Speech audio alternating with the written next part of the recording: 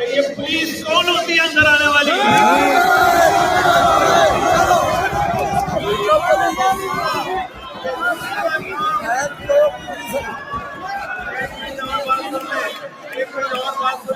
ये सारा जिम्मेदार आईटी है, आईटी को हम हासिल करेंगे इंशाअल्लाह। बना हुआ है ये दीवार के जो खराब हुआ है, इसकी जरूरत नहीं है आईटी की।